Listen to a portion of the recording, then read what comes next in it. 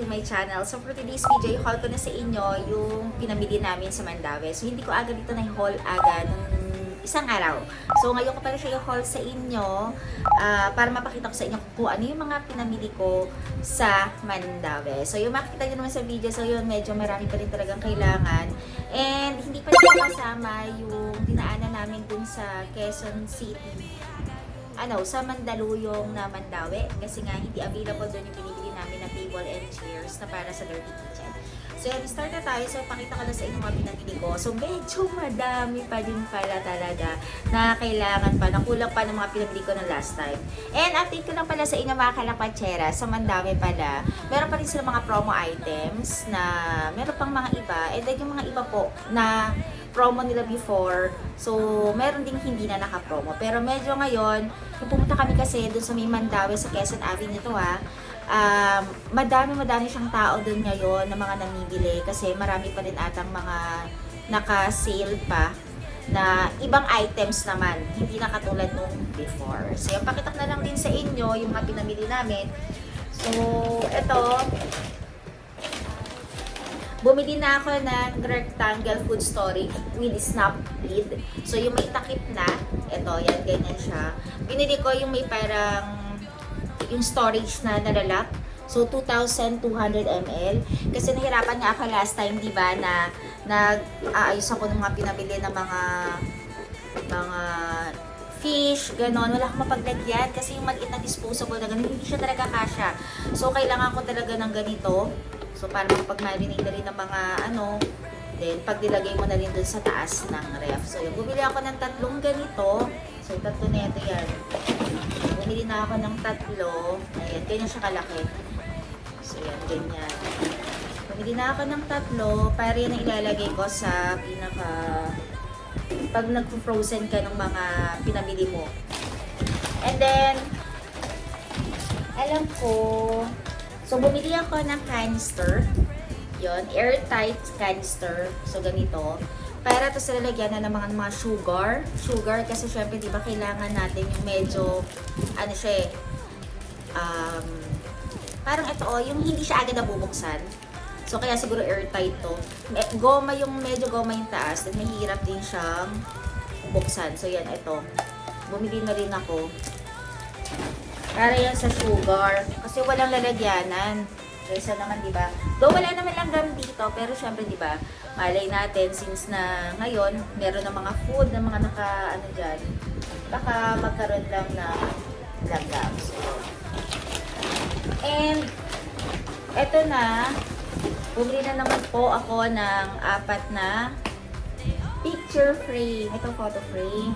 Naalala nyo, di ba nag-DIY ako nung nabili namin sa IKEA, yung mga mirror sa wall.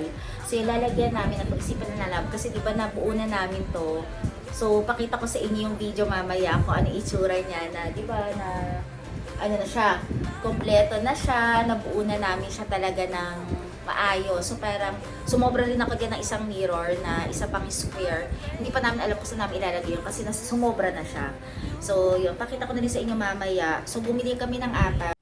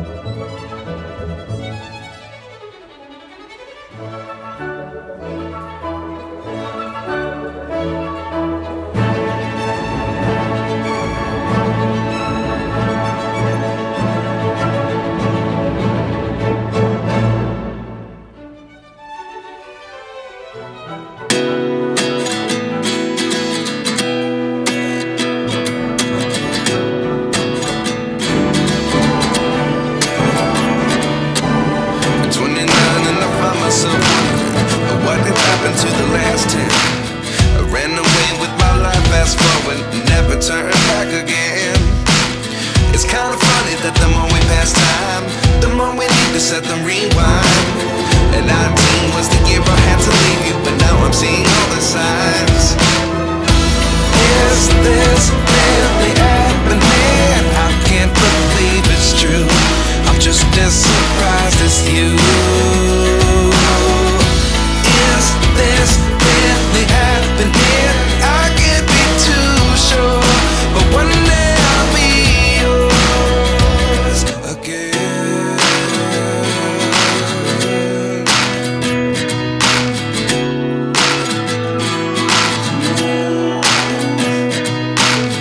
Life lessons come one in a dozen.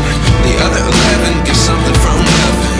I sit here looking for an answer. Maybe the biggest question was in the last chapter. You gave me the soul I have today. Without you I never could have moved away. But now I see what you teach. I do believe I always should have stayed. Yeah. Is this really happening? I can't believe it's true. I'm just as surprised as you. Is this really happening? I can't be too sure, but one day I'll be yours again. One day I'll be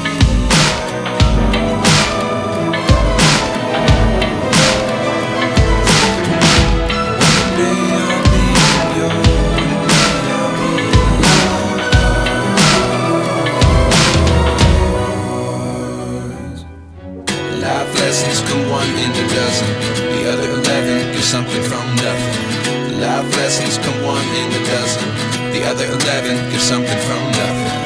Life lessons come one in a dozen. The other 11 give something from nothing. Life changes, just open the door. One thing's certain, I'll always be yours. Is this really happening? I can't believe it's true. I'm just as surprised as you. Is this really happening? I can't be too sure, but one day I'll be yours. Yeah. Is this really happening? I can't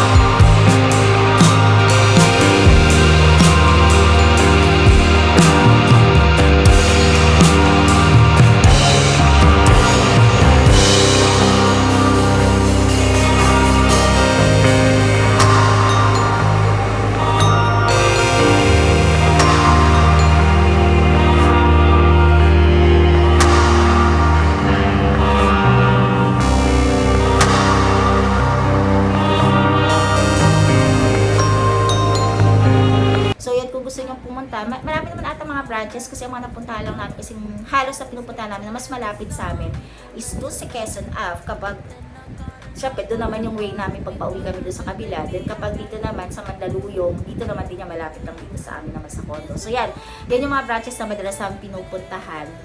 And then, saan pa ba kami napunta? Meron pa kami napuntahan atang isa pa.